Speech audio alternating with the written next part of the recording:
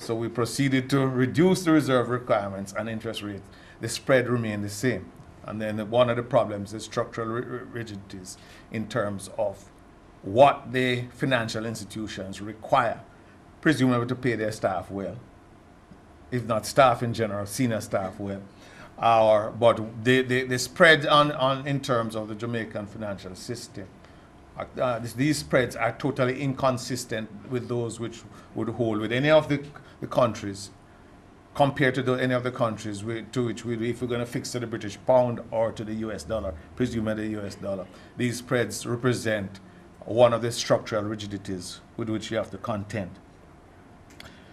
Damon is correct. There's no magic bullet. And the thing relates in very basic to disciplined monetary policy and a disciplined fiscal policy. There's no magic bullet. And in a sense, much of the discussion about fixed exchange rate or dollarization, underlying it is the assumption if we just did that. And I believe you me, in either policy discussion or technical discussion, whenever you hear someone say, all you have to do is run away from them. There's no policy which all you have to do is. There's no one answer. But all you have to do is be fiscally disciplined and to proceed with a coherent monetary policy. Much reference is made to Argentina, and Argentina was once being promoted as the model. And then I visited Argentina, and then suddenly the mystery of the zero rates of inflation, which I really didn't understand it. And suddenly the mystery of the zero rates of inflation came home to me. Very, very simple. It came home to me that there was zero inflation because prices couldn't go any higher.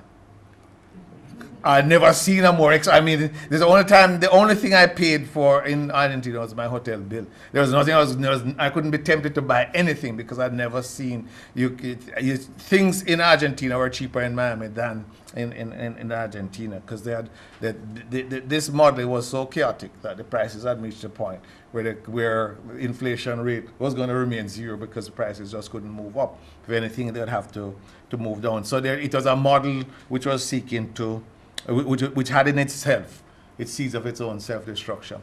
Now let me broaden the discussion, and it's something I want to throw out in terms of a reason for a flexible exchange rate system. If you look at the distribution of income and the poverty mapping, one of the social issues which has to be dealt with, and it was that which informed my presentation in the budget debate.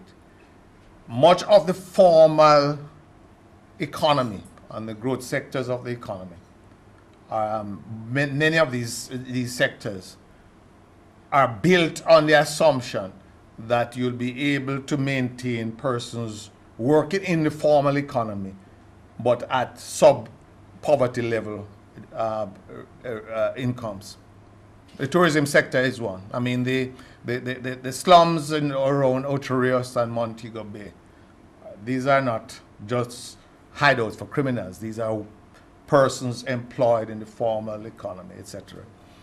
And one of the issues which we now need to examine, if you were to embark on a fixed exchange rate policy or anything which would seek to limit the rate of growth of incomes of such persons, what are the social implications? So how can we get ourselves out of this conundrum? And I'm not suggesting that you simply pay people that which they are not entitled to. But the fact is that much of the formal economy is based on an assumption that you'll be able to keep a large percentage of the formal workforce, not just the hustlers, etc., working at sub-poverty rates in perpetuity, even whilst you'll be growing in the formal sector. And this is not possible. We know it's not possible.